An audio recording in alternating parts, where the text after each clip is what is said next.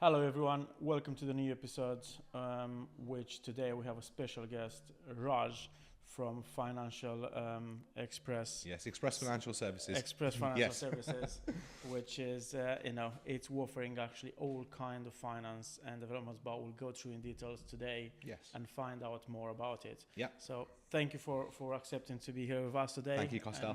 It's a pleasure to have you here, Thank you. and hopefully we can show to the people where they can find finance. Absolutely. Yeah. And the different types of finance that we offer as well. Yep. Yeah. Wonderful. Can you tell us about your journey into the finance and what inspired you to specialize in property and development? Okay, so as you know, Costel, I come from a finance family, where we are sort of three generations of financiers. I mean, my father was into banking and sort of has been doing this now for 40 plus years. I sort of first went into the legal side of things. So I actually trained as a lawyer. I qualified as a lawyer, and I was working from the legal side of all sort of property deals, be it sort of residential, commercial, seeing all the different types of problems that sort of arose with it, all the difficulties and how we solve them from a legal point of view. Yep. I also worked with a lot of lenders so on behalf, as a legal team on behalf of the lenders. So I used to see a lot of brokers, a lot of deals, things, and sort of, coming my way. And what I found was that I was spending so much time structuring other people's deals because they either weren't structured properly when they'd come to us, or there were sort of problems and they could have been dealt with in a better manner. So over time, I mainly spent a lot of my time going over brokers' work rather than sort of the legal aspect, because I had a team who was sort of doing my legal aspect of work anyway. Now, as I mentioned before, my family have been doing this for sort of 40 years. And before I sort of went to university, I always sort of took an interest in this, and this is sort of what I did. Then sort of family businesses really picked up, and we needed more people to sort of come on board. So because of my legal aspect, I was sort of moving away from the legal side and moving more into the finance side of things. I took a decision that I'd leave the legal aspect alone and sort of move into this area a lot more, because it's where I really shone. And also, as a family, this is what we'd done. So it's something that I understood from sort of a young age anyway. So so I've been working in this field now for probably 17, 18 years or so. And never look back. Fantastic. Absolutely love it. That's great. That's great to hear that. We just wanted to share to the audience, what type of finance can you help the clients with? Right. And from, because I know you do mortgages, Yes. bridge and loan Oh, developments. absolutely. So we offer a range of finances. So we will do everything from sort of short-term bridging loans to development loans. We'll also do commercial mortgages. So, once a project's finished, someone wants to retain something over a period of time, we'll get you the long-term mortgage for that as well. We do buy-to-lets, so people have sort of individual buy-to-lets or portfolio buy-to-lets that need sort of refinancing or need re-gearing, they need to take money out to purchase new properties and stuff. We assist with all of that as well. Then on the other side, we also do stuff like unsecured business loans for established businesses who are trading well, who may be having a bit of a cash flow issue, or they need to purchase some new machinery, or anything. It could be any type of business need that they have. They might have tax bills to pay, VAT bills, whatever. We can also offer you sort of business loans. They're done sort of on an unsecured basis, so they're not secured against any property or anything like that. And so that's a sort of another easier way of having finance without having a charge against a property. So it's an alternative solution.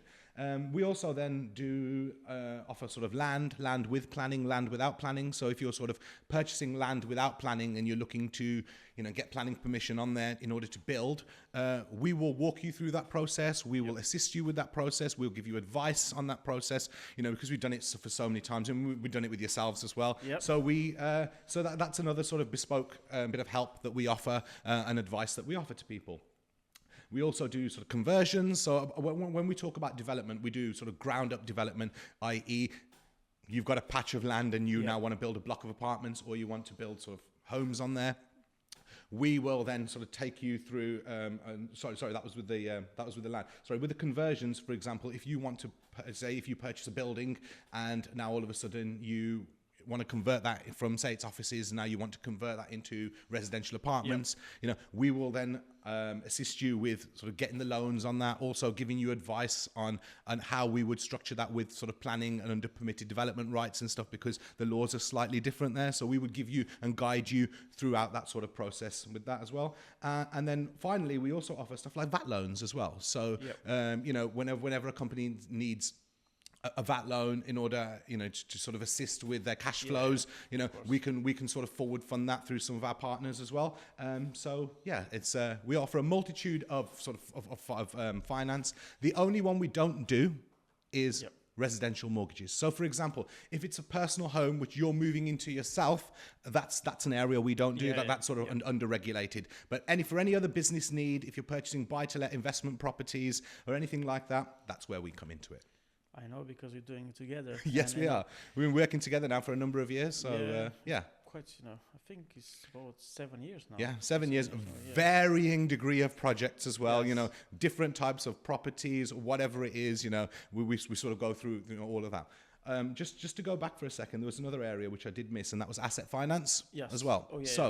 Asset finance. So, for example, if you're an established business, you need to now purchase some new machinery. We understand that bespoke machinery costs a lot of money, and sometimes businesses don't always have that cash ready to purchase it.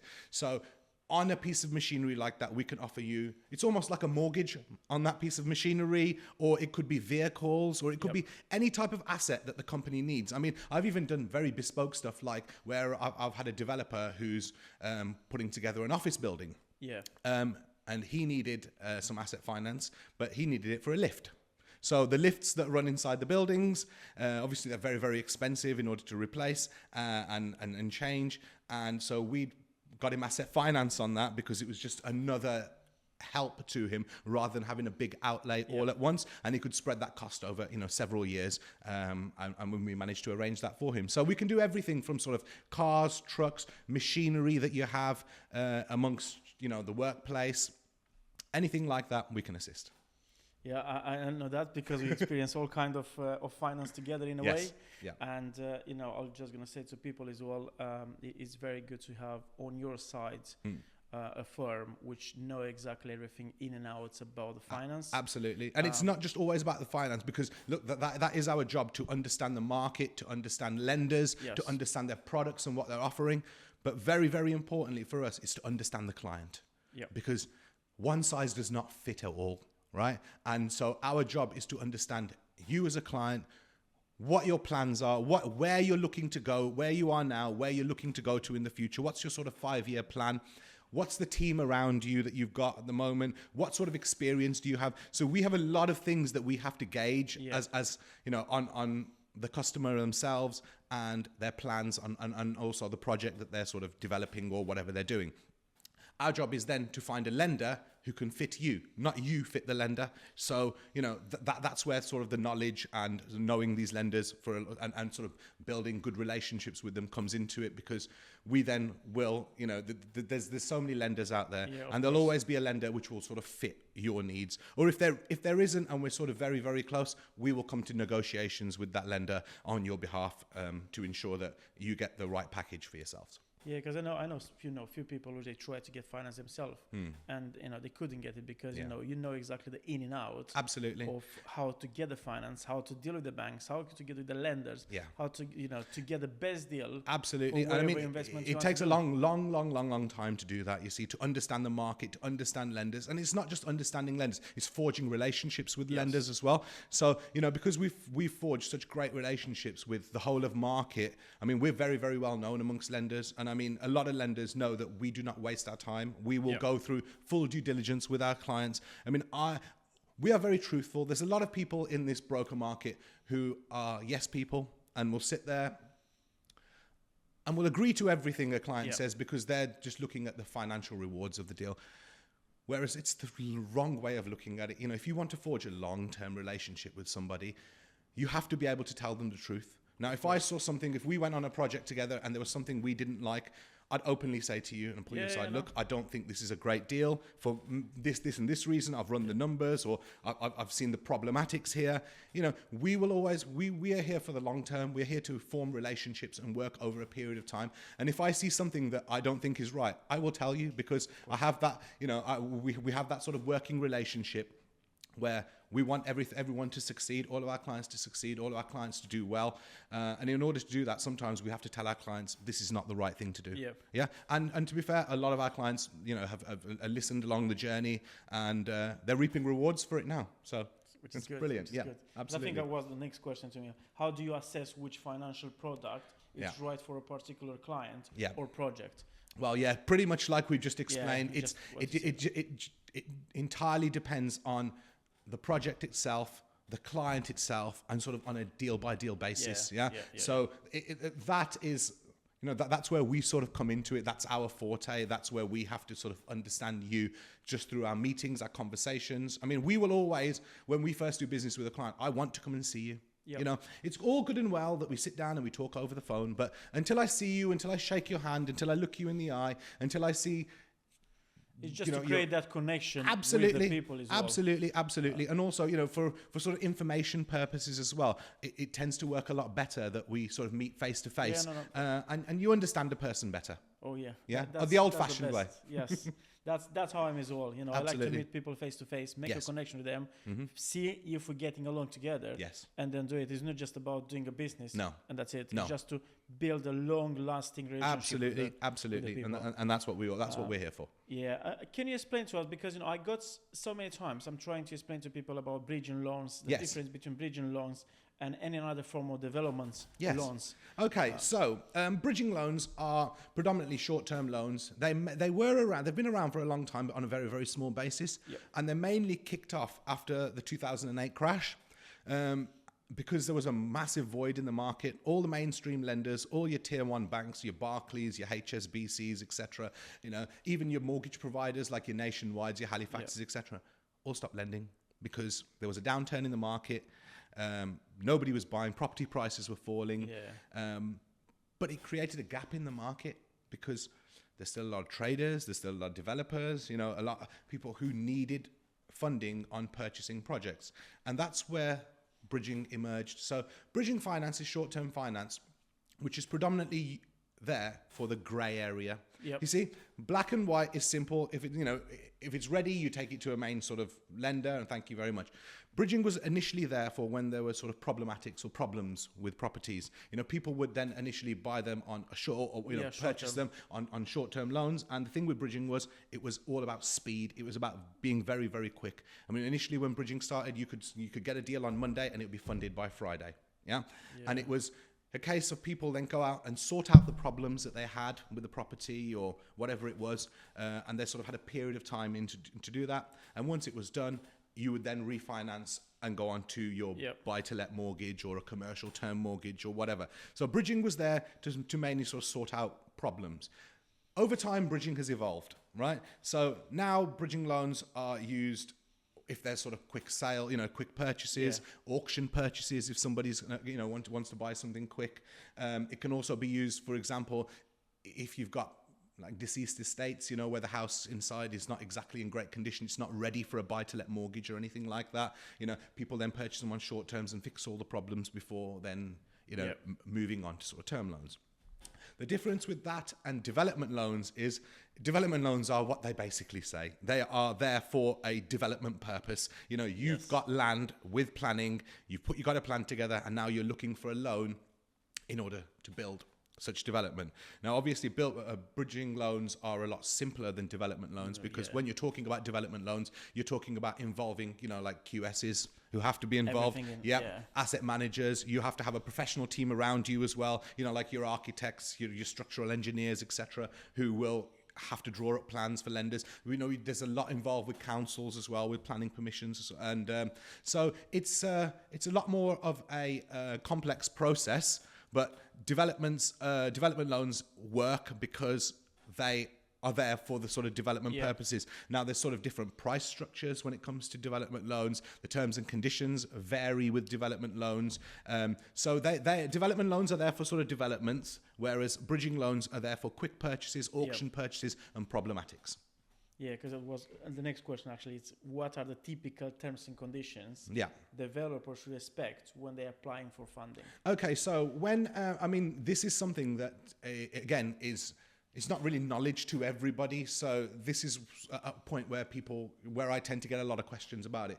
So the typical terms and conditions that you should expect when applying for funding are: number one, experience. Yeah, a lender will always want to see experience. They do not want to see inexperienced people, because inexperienced people make problem, can lead down sort of wrong paths, or they haven't got the experience to deal with a problem, so a problem becomes a bigger problem. And then the lender's got a problem on their hands as well. So experience is key. So I always say to people, if you haven't got the experience, go and work with a builder, go and work with a project team that are working on are working on developments. I mean, start for example, even a simple house renovation, you have to start somewhere, and it's always a journey sort of moving up. And once you understand that process, you can then move into sort of bigger projects, and that's why we sort of see that with people, like a transition where they start sort of smaller, and the more experience they get, the more problems they've occurred, the more solutions that they've dealt with, they have a better understanding of all the problems that are involved in building, and it puts them in a sort of more better position. Secondly, I would always say is credit history as well. A lot of people have had I understand that people do sort of have adverse credit problems, which they occur, and it's life is more and more difficult these days with costs sort of rising and salaries not going up at the same sort of rate. So I would always ask people to try and keep their credit as clean as possible. Limit your borrowing if you have to, but just make sure that whatever you do, pay it back, because it's something that lenders definitely look at.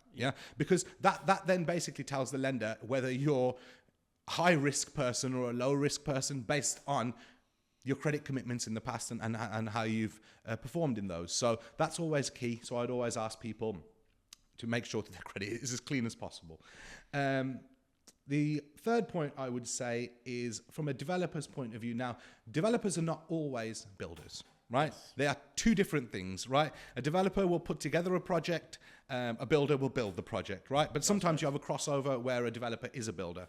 Now, in the instance that you're not a builder, I would always say a knowledgeable team and a sound subcontractor to build the project as well. The lender will want to see evidence of what they've done in the past, the works that they've done, the levels that they've done them at before.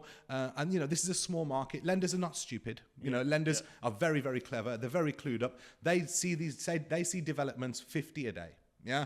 And they have been seeing them for many and many years. They know all the problems themselves as well. So, they will always want to see a knowledgeable team. Yep. And finally, I would say another term condition which everyone would need is capital, because no lender will ever lend you 100%. They want to see you put something in, because why should a lender take all the risk? You take no risk, you walk away and they've got the problem. Absolutely not. So a lender will always want to see capital put into a deal. Now that depends on the deal, the type of deal, whether you've worked with the lender in the past before or not, because if you work with a lender for the first time, you are going to get mainly standard conditions. We can obviously better those conditions because of our relationships with lenders, so we can get you a better deal. But as you know, Costel, if you've worked with a lender 2 or 3 times, you've delivered a great project. It's so easy to sail into your next project, because they're like, oh yes, Costel, we've done 2 or 3 deals with him before. They've come in fantastic. Look at the QS reports. They've all come out wonderful. The projects have come in budget, within time. We've been repaid within time. Let's go again. They understand you. They know you. They know what you do, and it's exactly what they want to repeat that process with you and continue and help you grow. So that's something that I would also say is key. That's good to hear that, because on the finance all the time, we're doing quite few. Oh yes, together. It's not. We're not just working on one project. We've got several projects on the go all time. So it's a case of juggling quite a lot. But at the same time, you've got the experienced team, and you've got the know-how in order to deal with multiple projects, and that's not an issue for you. Yeah, because it's easy for me anyway because I'm coming from the builder background. Absolutely. And to become a developer was easy for me to transition. But it's many people actually which I can see every day. Yes. Which they say, oh, I got this money, I want to get on developments. What I'm saying to them, it's not easy to get on developments. No. And it's not just always about the money. It's experience is key. Your contractor, I mean, you just want to get into development because you've made some money. Now, it's not that simple. It's not that simple at all. What I would say in that instance is go and work. If you've got that capital there, you're not wasting time now. Go and spend 6 months, a year, and go and work with a team of builders or a project manager on a site. It's not there for the financial reward. It's there for the knowledge, because you will then encounter problems. You will see how problems are resolved. You will also meet other professionals as well, which you may need along the journey as well. So I would always advise, experience is key. Go and get your necessary experience first. Because, for me, as you know, you've got multiple companies, Yes. And I got CR Property Investments, which are actually helping private investors to multiply their money. Yes. And people who they want to get on developments, I'm saying to them, I'm not going to say to you to go by yourself, even if you're going to have me or my company as a builder, as a contractor, because you don't know in and out what it is before that. Yeah, I mean, you've got the money, but you don't have the knowledge. Absolutely. Where to start and where to finish. But this is the risk. But this is where you are really good. And I would say to those people, explore joint ventures with people like Costal, because he has done this.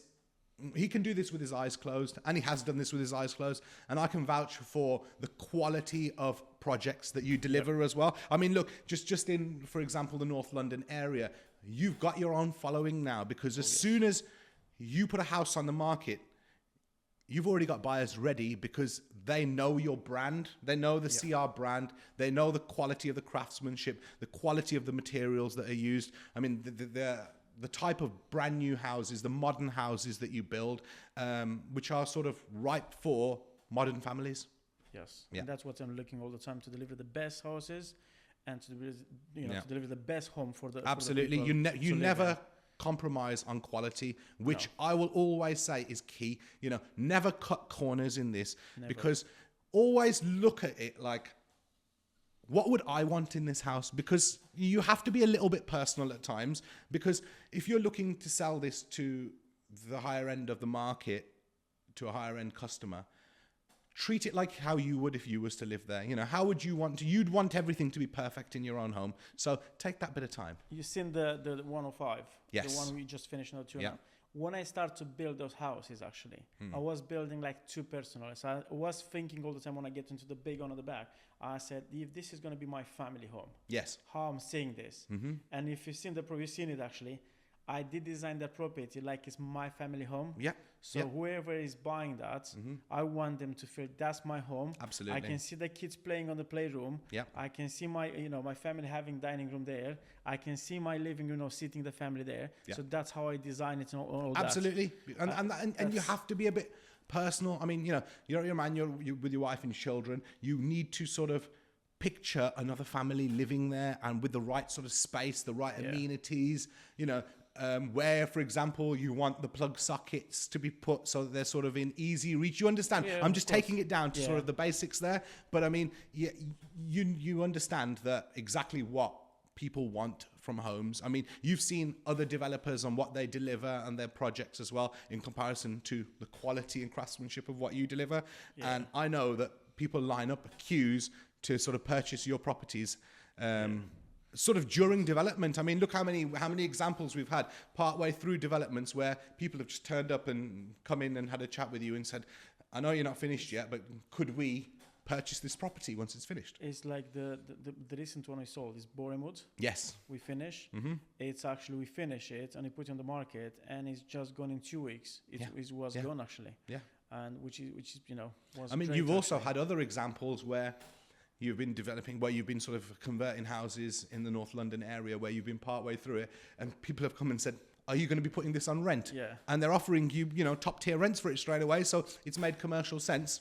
in order to sort of retain stuff as well. Yeah, because we retain. So we're going to go some on the question maybe, but we'll retain. Actually, I retain quite a few properties. The reason I retain, and because we bought it through bridge and loan. Yes. And then we transferred it to buy to let. Yeah. Which that was the reason, because I got the tenants, which some of the tenants they wanted like contract for 5 years fixed because the property was brand new. Yeah. And the rent was higher than I expected, but they want the house, and I got actually very good tenants on some of the houses. Yeah. And it's a good asset for me. And the beauty is, I mean, we've taken you through that journey. We've then exited your loans, your short-term loans, and we've got you onto sort of buy-to-let mortgages, and we've managed to do that very, very quickly as well. I mean, there've been times where, and just to sort of expand into this, Costal's finished a project, and he's let us know that I'm sort of a week away from practical completion. I'm getting all my certificates in.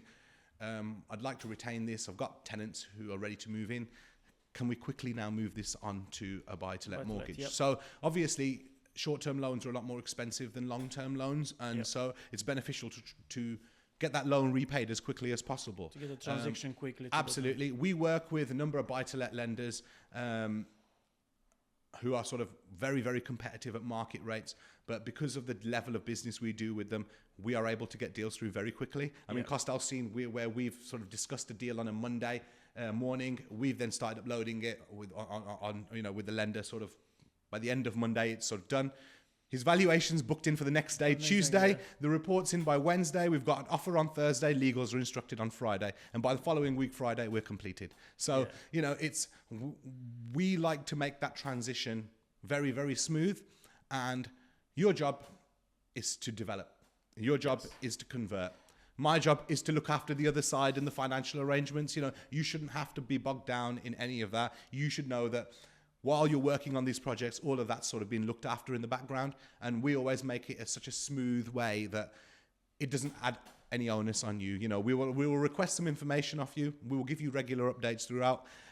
Your lawyers will be instructed. You'll know exactly what's going on, and you'll sort of see throughout the week the massive progress. It was good all the time, dealing with you and, help me all the time. It was actually because the lender they use their own valuer, which that's why they book it like next day or the day after. So it's on the same week actually you get the valuation, you get the report quick, because normally all the valuer, they come back like 5 to 7 days or 12 days. Oh, absolutely. So when you're talking... The lender it's actually the lender, they have their own valuer. They have their own valuation. They have their own valuation panel. As soon as we've got that instructed, I mean, look, there's times where, depending on certain times or years, depending on lenders, they have different offerings. If it's remortgages, they'll offer you sort of free remortgages or free legals, or they'll always offer you something like a good sort of incentive. And we've sort of worked with them, and we have our own specific teams within the lender who only deal with our stuff. And so because we forged those relationships with them, we will always explain or put together a proposal in such a way that it's undoubted, and the lender will view it and say, yep, we know who you are, we know who the borrower is, this looks like a sound deal, sign it off, thank you very much, move it into the next stages, get all the supporting documentation that we need, which is sort of a standard practice, and here's your offer, thank you very much, let's go. So I got one question for you. Absolutely. Which is actually because I got certain people which they have the money, their own money, and they say I'm going to invest my own money. All the time I'm saying to them, why to invest all your money in just one property, to say, when you can do a multiplied property with just the deposits and get the finance. So my question to you, it's why is leveraging finance such powerful tool for developers compared just using their own money? Because it's leveraging is such a great tool because it opens the windows to more money, to more capital. Yes. Now, I understand that people have put together a pot which they have themselves, and they think, okay, I've got a development. Say, for example, they put together, let's use round figures, £1 million, right? And they've got that together now. They've worked very, very hard, and they put that together, and they think, I'll just use my £1 million on this development. I can purchase it for, I don't know, say £500,000. The works that I need to do are sort of £450,000. I've got the cash to do everything myself. The problem is, problems arise throughout a development. Yeah, number one. There's cost overruns. Sometimes the project takes longer than it needs to take. You start digging into the ground and you find problems. How are you going to pay for those? Because now, all of a sudden, it's eaten into that, and now you don't have the cash spare in order to move your project forward. So it puts you in a bit of a stuck position. Then you've got suppliers, etc., everyone who need paying along the lines as well, and that can stall a project and then sort of cause you big cash flow problems moving forward. On the other side of it, you can sort of stick all of your money into your one project and you think, wonderful, it's all going well. Now all of a sudden you've seen another opportunity, but you haven't got the cash now. You don't have the cash to do it. So what we always say is use leverage available. It's obviously lenders need to make money. It's a business for them as well, as it is for yourself. But use that leverage. Say you've got your £1 million now. Put £250,000 into that deal, take the finance from the lender. Now you've still got £750,000 set aside. Now all of a sudden another opportunity comes up. You've got cash to put into another project. You've got auctions coming up and you see something else there. You need to close an auction in 28 days. And you also need to have some deposit funds in order to put down. So if you see a project there, put your deposit funds into that. We can then, over the 28-day period, get you your bridging finance to sort of pay for the rest of it. Now, rather than just working on one project where you're making XYZ amount of money, you're now working on 2 projects, 3 projects, so it opens you out to more projects, bigger deals, and more chance to make more money. That's how we do all the time, actually. Absolutely. Because, you see me how I am all the time, just to put the minimum amount of money and get everything else from the Absolutely. And then over time, once you've built this and forged this relationship with lenders, and once they know what you're doing, the deals that you bring to them, they'll start giving you better loan to values. Of course. Whereas, with certain lenders, what they've given you at the start of the journey to what you get now is completely different.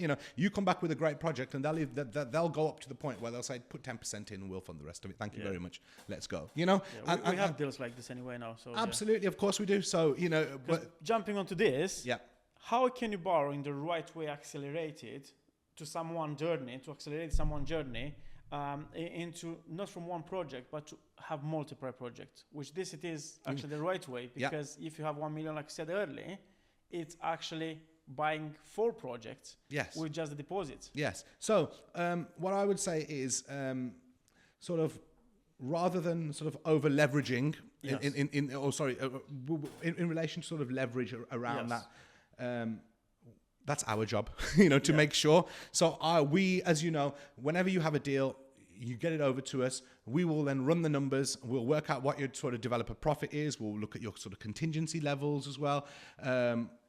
And we will then sort of, base it on that. We will always make sure that our clients take sensible decisions. We won't let them sort of over leverage on a project just because, number one, lenders will work within a loan to value parameter. And so they will ensure that they will take minimal risks because they're putting their money into it as well. And we will also ensure, because I want to have a look at your previous projects and what you've done in the past, how you've leveraged them, how they've worked out. So we will always advise clients on sensible lending. We will never let you over leverage, because if you over leverage now and you encounter a problem, how are you going to refinance that project afterwards? Once we then come to a refinance and try and get you a commercial mortgage on that project, if you want to retain it, that is, you're going to find it very, very difficult, because the commercial mortgage lender will only offer you 70%, 75%. And if you've got a shortfall, you need to make that up with the lender. You need to find the capital in order to make that up.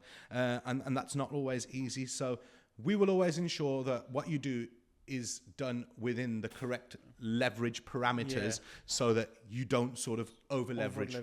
When it comes to certain deals. And also, like I said, lenders will not allow it. They are very, very cautious, especially in today's day and age. I mean, there's a lot of people who have gone into developments where developments haven't worked out. So this is all education for the lenders. They can see the problems, they've encountered the problems, they've been through them, and so they're very, very risk averse as well.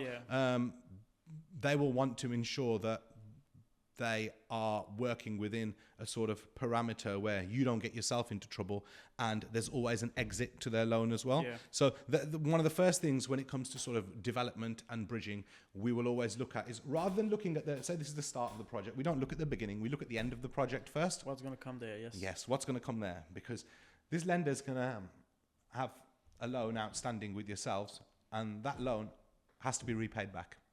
So we will always reverse engineer it. You always look at it from the back end. And as you know, we'll always look at that side of things first. We always look at end values. We know you're competent as a builder. We know you can get the job done already, but it's just a case of ensuring that you can make money off a deal. You know, a lender can be repaid, you're making money, you're then moving on to another project. You know, we just like to just keep recycling and keep moving on to more and more deals. And in order for that to happen, you have to stay within the leverage parameters.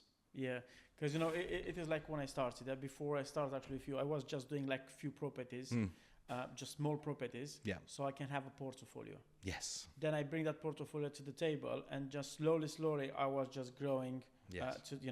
From 1 unit to 2 units. Yes. From, just to do multiply actually projects on the same time. Yeah. So now we're doing multiply, but on the beginning I was just starting slowly. Yes. On the same time, I was pushing actually to do onto the construction side. Yes. To do bigger and bigger projects. Yes. Because that's showing we can build it. Absolutely. So you're putting together a portfolio to show a lender that you're a competent builder. You've been through the journey. You started small. You've grown as a business. And also you've shown them all the different aspects of construction that you've been through, because it just shows your experience. You've been through, various scenarios. You've gone through all of those. You've solved all those problems. You are where you are today because of, the great craftsmanship and the work that you do. So that's fantastic. Always ensure, like you have done there, keep records of your portfolios and what you've done. This is something that is very, very important. It shows that you're competent. It shows that you can deliver the end result that lenders want to see.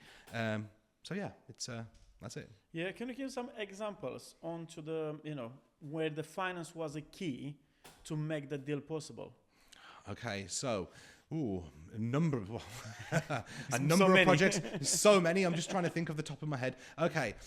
For example, I had a client who was purchasing a large commercial building in Birmingham, actually. Yep. So right in the heart of the country. It was owned by Birmingham City Council. Birmingham City Council were sort of letting go of a lot of their properties. This was a very large office building in the city centre of Birmingham. And as you can imagine, there's a lot of interested parties. A lot of interested parties. Now, our clients had approached us, not just for the funding arrangements, but also to be their arm that would talk to the council and be sort of in direct contact with the council, with the planning departments, because we know them well enough. We deal with them quite regularly. So they'd allowed us to structure the deal on their behalf. And try and win the tender, basically. So we obviously know Birmingham Council very, very well. We know the parties there very, very well. And we put together a wonderful financing proposition to Birmingham Council. I think there were probably 30, 35 interested parties who were looking at it. And we were not the most expensive. We had not bid the highest. We were sort of in the middle. But because of what we had delivered to them as a proposal, our proposal was preferred to everybody else, so the client was able to then purchase it. But it wasn't just a case of purchasing it. We then had to now go and get them the finance, because we've had the agreement that they would sell to us. We now had to get the finance, etc. The council wanted to get this wrapped up in quite a short time frame. They actually wanted 6 weeks. Now, you'd think 6 weeks, but when you're talking a huge office building, which can probably get 300 apartments in there, there's a lot involved, especially from a legal perspective. So we then had to find the appropriate lender who had, firstly, the financial backing, because they were borrowing, tens of millions of pounds in order to buy this. Also have a legal team that could deliver on time as well as our clients having a good legal team. So we had then put together the proposition to the funder, and they had funded that within 4.5 weeks. So the client was a week and a half early in their funding arrangements as well, and that was just a straight purchase. So then that was key to sort of delivering that within that sort of period. That was key because since then that client has purchased another 2 buildings from Birmingham City Council in the city centre of Birmingham, albeit smaller buildings. Again, now we are nowhere near the highest bidders for this, but because we've bought from them in the past now as well, it's been done in a timely manner for them as well. We are the preferred people. So the beauty is we deal with with various councils that when they do have projects that are coming up, we are always given sort of first refusal at certain projects. So again, that's good for us because we work with a number of developers and clients. So depending on what areas they work in and where they are, we see deals firsthand as well. So we will always sort of, assist with that. That's good to hear. That's a good project actually to secure in 4.5 weeks. Yeah. In 4.5 weeks, it was very, very good. What they actually did was that group, they've actually, I think they had 3 or 4 projects which they bought from the council because that was the largest project with sort of 300 apartments going in. Planning on that would take 18 months minimum, up to 2 years. So while the planning was going through on that, we were working on the smaller projects that they had. And so, got them timely funding for those, built them out. Once they were ready, we moved them over to commercial mortgages because rather than selling the apartments, they wanted to keep them, wanted to retain them because they're looking at their sort of retirement income. What can they have when they retire, something for their children, trying to build legacies. And so once they were done, we then moved them over onto commercial mortgages, put them over a 20-year mortgage over on interest only. And they'd filled, because they'd done such good projects as well, they'd got them virtually at 100% occupancy pretty quickly. And that large project we're talking about now is still in planning at the moment. And it should be planning on that should be agreed in the next 6-8 months. And then hopefully they're ready. Well, they will then consider whether to just sell the project onto a national house builder or whether to develop it out themselves. Now, because they will have full planning permission in place, the building is worth significantly more than what they paid for it.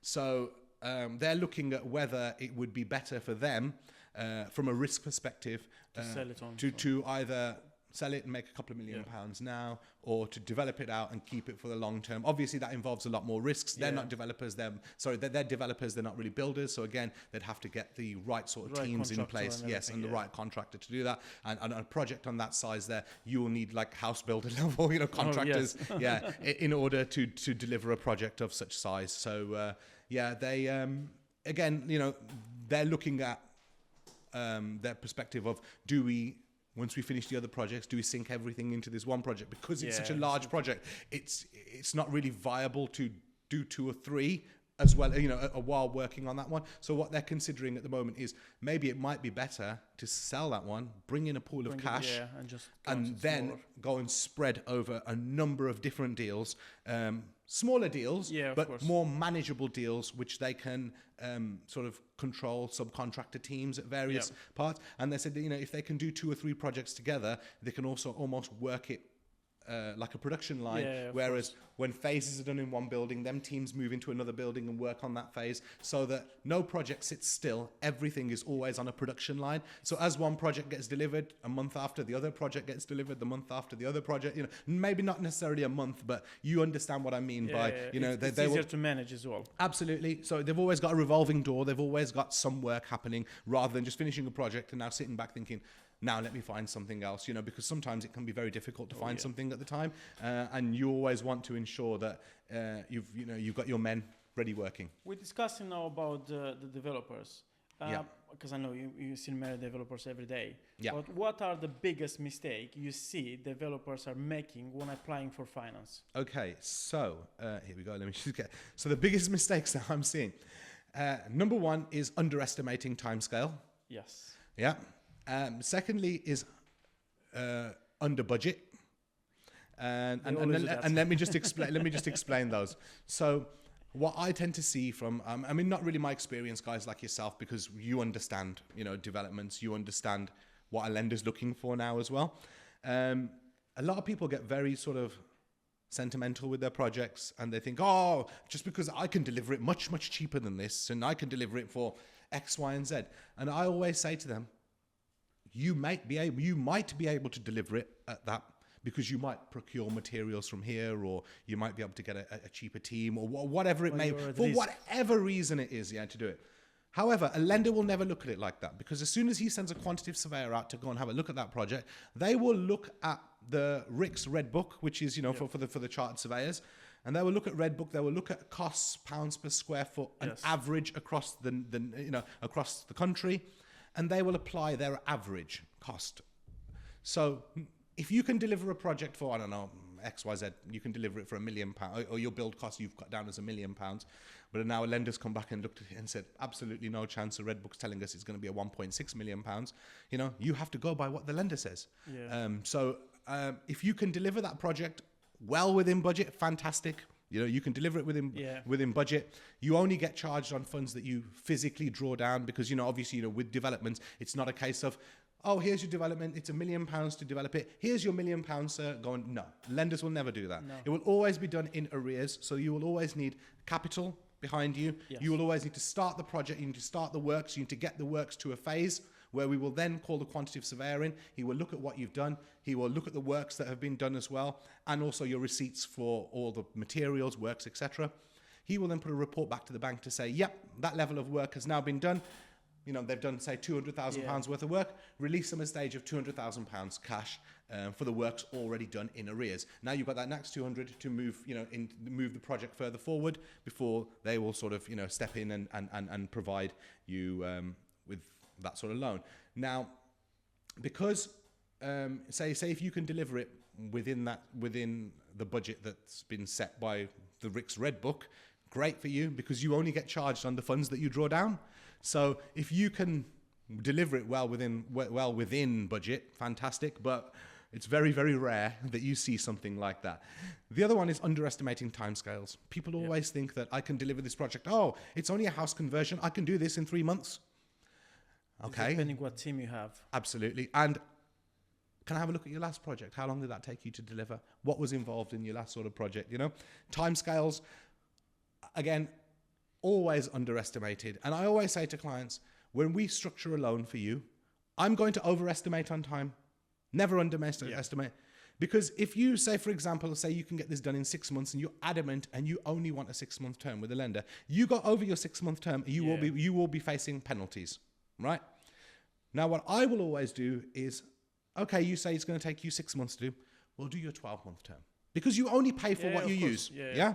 You only pay for what you use. Now, if we say 12 months, you finish the project in 6 and we repay the lender back, that's brownie points for you, because it shows that you've delivered a project within budget and well within timescale. So always overestimate your timescale. And also same with your budgets as well. Whatever you think your budget is, whatever, unless you've gone by Redbook or we've looked through it, I'll always want to see your build cost increase, because you will always encounter problems. No matter what it is, there's different projects have different challenges. Yeah. So, and the third thing, which people, the mistake that people make is contingency.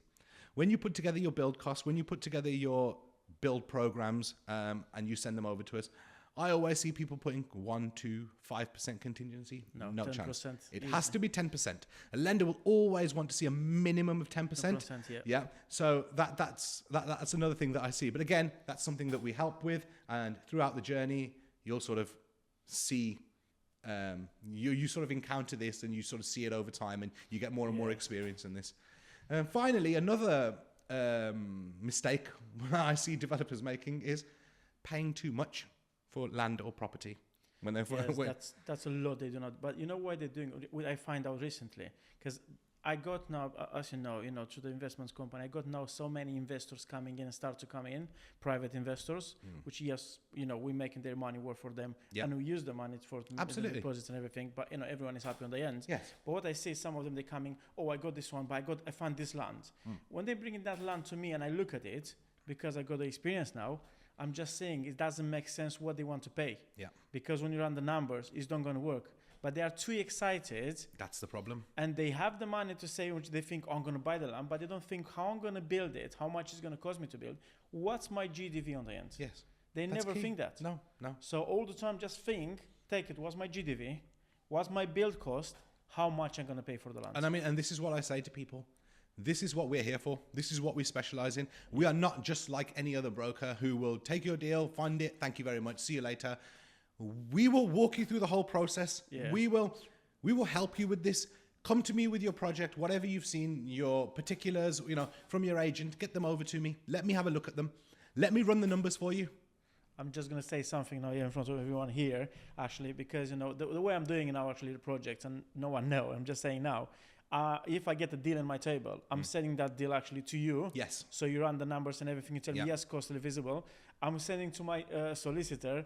I'm sending to my another agent. Yes. And then I'm putting everything together back and say, yes, it's working or not. Yeah, because look, what you've done is you've used your professionals. You use your various professionals who are there for, we're there to run the finance numbers. Yes. You've got your solicitors there to look at any title issues, any issues with the property or anything, that they can, any sort of problems that they can encounter. You've got your structural teams looking at it. You've got your own in-house QS teams looking at what it's going to cost you and what your budgets are. So once you have all this information, you're able to make a calculated decision. So I always say that it's very, very important to use the professionals around you because they are professionals for a reason. They are professionals in their fields because they know that sector very, very well. So you need to use them because it may cost you a bit of money, but it's better to spend that money now rather than not use them, buy a project, and now you're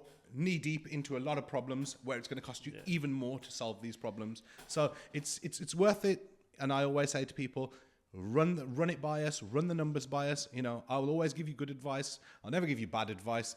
If it's dog, I'll tell you it's a dog. if it's going to be something that's going to be fantastic and a great project, I'll tell you it's going to be a great project. Yeah. So it's always about sort of forging relationships with each other and being able to trust each other to give each other the sound advice that's required on the project sort of moving forward. Yeah, because is the key, and all the time, I got the team behind me. That's what I'm telling all the time. Yes. I am the face, but I got the team behind. There's a team behind. It's actually you guys help me all the time. Oh yeah, it's all the solicitor, architects, and people behind. Absolutely, yeah. And absolutely. if you want to jump onto the property to be a developer or just to do one house at least, you need a team behind. You can't do it by yourself. You can't do it by yourself. And you have to have the trust in other people to do their jobs. I mean, I see a lot of people, I've seen other developers who are very, very hands-on on every department. They want to control the finances. They want to work with their QSs. They want to sit in their solicitor's office and make sure that all the legal and title stuff is done. And they just, after a while, they say, you know what, I can't do it. I don't have a moment left in the day.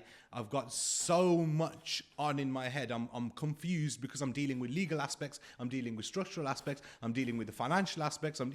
There's too much involved. So if you want to be a developer and you want to work on multiple projects, do what you're good at. Procure projects, get them in, find the deals, and then hand it over. Have your team around you and the trust in your team to do their jobs. And I mean, we all work together. I mean, there's probably 10, 12 people that all sort of work together within the network that are all sort of doing their jobs. But all it means is speed of delivery of jobs.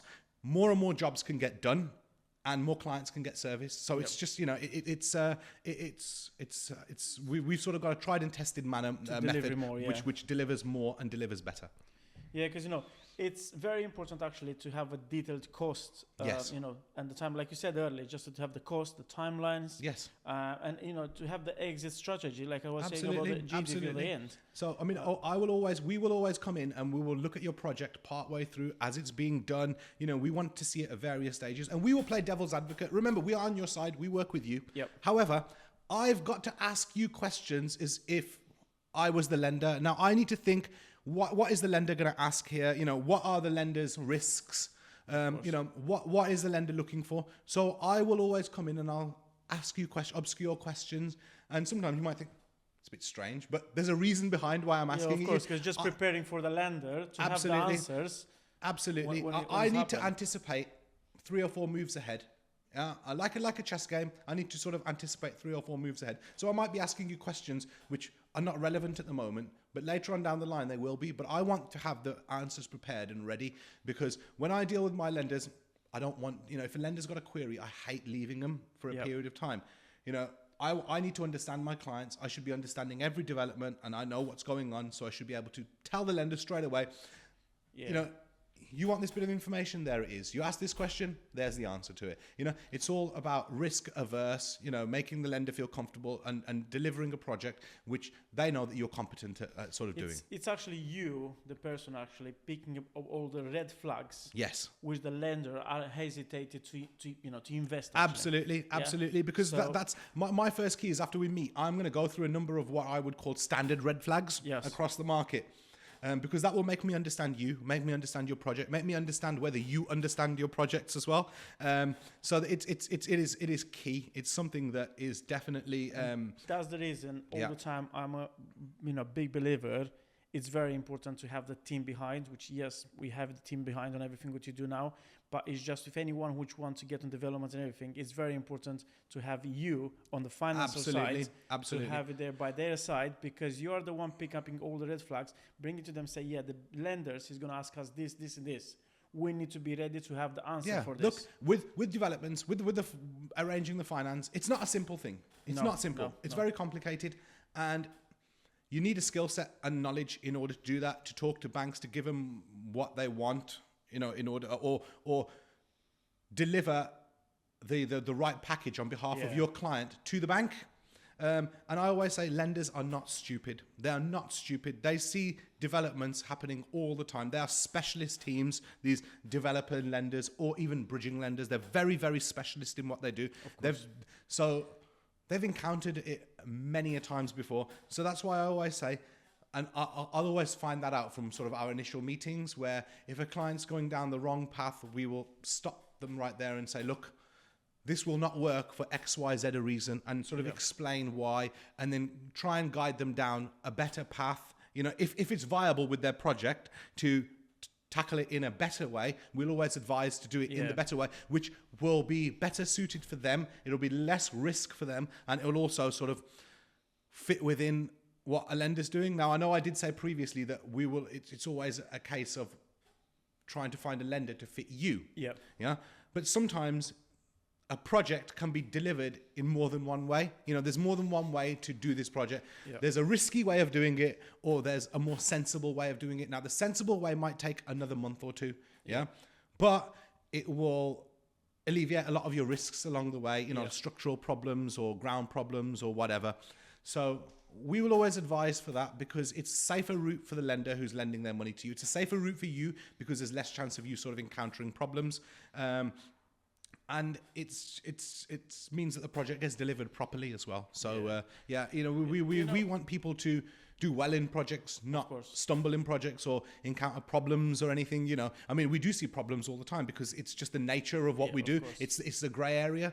But I mean, we love helping people solve their problems. So, and with us, it's always a case of thinking outside the box and thinking of solutions. There's always a solution to every problem, and it's a case of finding the right one. That's what I'm saying all the time, and I'm saying to my team and myself all the time, I don't see the problem, I see the solution. Yes. And that's where we are. Absolutely. And, you know, to someone who just wants to get on developments now, my advice all the time will be, don't go by yourself. Yeah. If you don't have experience in construction, if you don't have experience on building anything, even if you find a contractor to go with you on the journey, which is got the experience to build, so you know exactly on that, or find the finance person actually to help you to know exactly the numbers and the finance and everything. And I mean, I also understand that there may be instances where people might not want to JV. So, for example, you know, like, I don't know, there might be a family who are now looking to do a development because they've made some money. JV doesn't really work for them because they're thinking might be a couple of brothers or 2 or 3 brothers who are developing something and they want to leave it for their children. And so it's not really viable to do it in JV. What we would say in that instance is call Costel, come and see Costel, come and get the building advice from Costel. You know, there will be, rather than always giving away a JV, it's always better to come and take the advice and pay a fee and do it on that basis, because you will take the right advice sort of moving forward. And same with ourselves as well. You know, come and see us. There's not always every instance where we can help everybody. You can't always help everybody because sometimes there are situations where deals are not viable. But what we say is come and sit down with us. Come and take the advice. You know, it might cost you a little bit of money now, but it will save you a lot in the long run. It will also give you sort of knowledge moving forward on projects as well. And we're here to forge relationships for the long term, not for the short term. So we always say to people, come and see us with your projects. Let us sit down. Let us, put together a proposition for you. And if it's something you like, we can then sort of move that forward and take that to lenders and proceed with it. Yeah, I know. I have the experience with you quite a lot. Do you enjoy what do you enjoy actually most about helping developers, investors to achieve their goals? Problem solving for me. Problem solving is the one. I mean, that's a very good answer, right? I was a lawyer, so sort of my previous background, as I mentioned before, was legal. Yes. So I trained as a lawyer. And as a lawyer, I'm trained to problem solve, to fix sort of issues, negotiating on behalf of sort of people. And that's what I love. I mean, we're a sort of a finance family. I mean, my father's been doing this for 40 plus years. He's a deal maker and a strong deal maker. And I've been seeing him sort of from a young age. And I think it's just part of our DNA to sort of to sort of make deals. And also satisfaction of seeing a client from when we first meet in a coffee shop or wherever, and we sit down and we start discussing your project, to 7-10 years down the line, seeing where the client is now. We've started at house renovations. We're now doing we're doing new out the ground 50 apartment schemes and stuff like that, or building large 30, 40 houses. It's really satisfying to see how somebody who came into it with limited experience is now at a stage where they've got huge experience in everything that they do. And it's the relationship and the trust that's built over that time as well. And also the type of projects, as when you first start out and you're starting small, you're talking at single houses, you're looking at sort of smaller projects, to several years down the line, you've now got agents coming to you with massive land deals for sort of blocks of apartments here, sort of big house developments, not just single houses. I mean, sort of multiple house developments, plots of land where you're going to build 20, 30, 40 houses and stuff like that. It's fantastic to see that journey and to see how a person's sort of grown, and we grow with that person as well. So it's about sort of forging that wonderful relationship, dealing with all the complexities that come along the way. And to the road that you're on sort of now, it's always it's never a straight line journey. It's always sort of the ins and outs to get to the top of the mountain, but it's a fun journey, and we encounter so many different things along the way, and it's satisfying as well just to problem solve and see our clients do really well for themselves. No, that's very good. If to the people who are listening now, and they are about to start their first development, what's one piece of the financial advice you can give to them? Financial advice that I would give to them is, firstly, keep your powder dry. And by that, what I mean is ensure that your own personal credit files are always in check. Lenders are very, very big on that. So if you take out any types of finance or whatever, always make sure that you do not over borrow on any of that stuff, be it car finance, be it your mortgage on your home, be it your gas, electric bills, whatever it is. Live within your means, because it's good practice for you, firstly to sort of live within your means, but it's also it's good from a sort of financial perspective, because you start understanding you start understanding that you need to keep your name clean in order to work with lenders sort of moving forward. So that's one thing I would definitely say. And the second thing I would say is, you've made money, you want to get into development, speak to the likes of Costel or ourselves, even with Costel. Work with him on a joint venture. Go and see him. Sit down. If you don't want to work on a joint venture, sit down with his team on a consultation. Get the advice that's required. Pay the fee. Get the advice, because it's invaluable. That bit of advice there is, you are new into something. I would never go new into something and expect that I know everything. And you need to go to the people who've worked in this field for a number of years. They've got all the scars from the wars of developing. They know exactly, all the problems that they've encountered. And, go and work with them if you can. If you can, go and work with them, or go and see some of their projects, or just work a way in which you can get some experience in this sector before, going into it sort of with we got actually, I'm helping actually, me personally, I'm helping 3 friends. Yes. Which actually go into developments now. Yes. And I'm holding actually their hands in a way, yeah? Yes. I do help them with the financial side. I do help them, to introduce actually the connection. Yes, absolutely. And then on the same time, if they want me to be a contractor for the job, absolutely, it's going to be easy, because once I'm the contractor, I don't have the experience, I'll show my portfolio. Absolutely. And what we say is, look, if you engage both of us, it's very, very simple. If you're a developer and you don't have experience in actually building, and you will need a subcontractor, Costal is very, very well known amongst a number of lenders now, almost whole of market. They know of his quality and what he delivers and what his team are capable of doing. So having a contractor like Costal in place would do you wonders for getting a deal over the line, because they understand that you will just be there as a project manager, but Costal and his team will be the ones who are building it, and they know that they are competent, they can deliver the project on time and within budget as well. So stuff like that makes, having people like Costal is very beneficial. Thank you, Raj. Thank you. That's very good. I just want to ask you where the people can find you. Yeah.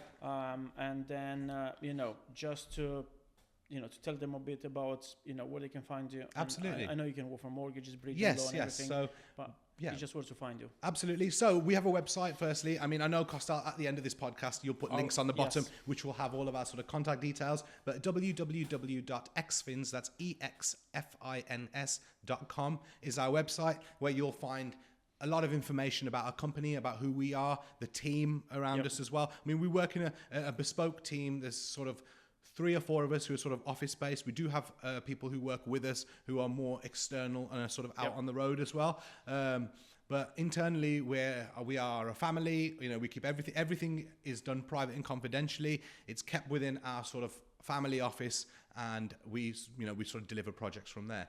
My contact details will also be put on the end of this, sort of the end of the podcast in the tab section. So if anyone does have any sort of projects that they want to talk about, my contact details will be on there, and I'll also I'll put my father's contact details on there, John, as well.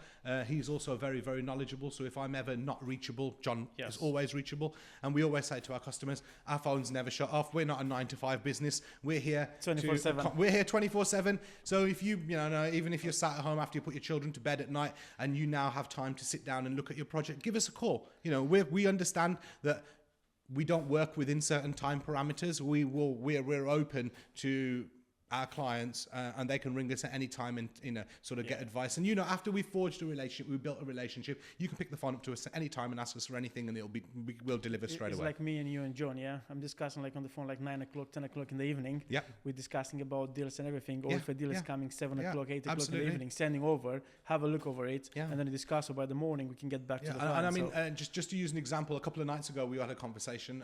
We'd called Costal, and we just wanted to see how he's getting on with a number of his projects. So we just sort of asked for updates on 2 or 3 different projects. And we know that he's also due some drawdown funds as part of the development loans. We look after all of that. We don't want our client. Your job is to build. Our job is to ensure that you get all your funding on time. So we will then say, okay, whereabouts are you on stages? We will book the quantitative surveyors to come in, so they come in at a timely manner, get the reports back to the lender, and we'll ensure that the funds are released to you so that you've got no cash flow issues. It's always delivered on time to you so that you can just continue with your projects. Yeah, because what I will say to everyone now, when you work actually with Raj and the family, is the best, because what it is, they will make sure you will get your drawdowns on time, and they will push that to get it quicker than ever. Yes. With me, working with them, I never had to chase anything, because once we had the value there, they actually were chasing me. Costal, did you receive the money? Yeah. And because that's how it's working all the time. We will work on a finance project, and when we work on it, I will treat the project like it's my own project. Yeah. Yep. So I will treat it with the same care as if it was me who was the developer. So, we do take that personal touch because we want the best for our clients, and we want to deliver, the best projects for our clients. And part of that service includes making sure that they get all their money on time, all their drawdowns on time. We don't want our clients to encounter any delays, problems, or whatever. But if they do, let us know at the earliest opportunity. We forge relationships with lenders where we can be transparent with our lenders. So, for example, if you have found a slight problem with it where you know that there will be an overrun of time, please let us know. Don't hide these things. Let us know as early as possible, because I can discuss this with our lender at the earliest stage, and lenders will not penalize you once they're fully understanding and then knowing that, oh, okay, we have encountered a problem here. There will be a delay on a project for a month or so. Lenders they are totally understanding for stuff like that. Of course. You know, it's again about relationships, about communication. So as long as we will always ensure that we will communicate with our clients efficiently and on time. I mean, we probably speak daily just to see, you know, how the projects are, how you're getting on, you know, whether you've encountered any problems, whether you need us for any assistance. You know, we will do that for our clients. We will always look after our clients and make sure that we ring them before they have the need to ring us. I know that. I know that. Thank you. So, you know, what I'll say to everyone now, make sure to follow us onto all platforms, the CR Blueprint platforms, to check out previous episodes of our blueprints on YouTube, where I share all my own experience with the journeyman industry, with all my guests and everything, which, you know, then this episode is going to be Raj, which you can, you know, you can see it again and again. So you can call him and look for your next finance. Yeah, no, give me a call. Look, you know, calls are free. It doesn't cost you anything. You know, I mean, if I, and then all we'll do is we'll sort of book in a meeting, and even if you want to sort of, you know, have an interim discussion about your project, I'm happy to give you some, you know, a bit of advice before we, you know, can sort of onboard you as a client. But yeah, you know, we understand that relationships are key. So, and you know, forging relationships from an early outset is key for sort of for business. So, and advice and sound advice is very, very important as well. So, we'll have our contact details on there. Give us a call for whatever your projects are. I mean, however big, however small, we have experience through everything. I mean, we've dealt with projects where people have borrowed as small as £100,000 until we've worked up to projects where people have borrowed. I think the biggest one we've done is 67 million. So, you know, we've got the experience, we've got the know-how, and we've got the people to assist and to help you with your developments. And to work very closely with everyone. Absolutely. That's it. Thank you very much, everyone, for watching. And thank you very much, Raj, for being here today. It's been a pleasure to listen to you, to listen to your knowledge. Thank you. And, hope everyone are going to enjoy it, actually. Thank you. I'm very grateful for having me on the show as well. Thank you very much. Thank you for being here. And we'll see everyone on the next episode, which will have more guests to share knowledge and to share, you know, anything about finance, construction, and anything else about property development. Wonderful. Thank you very much for watching us today.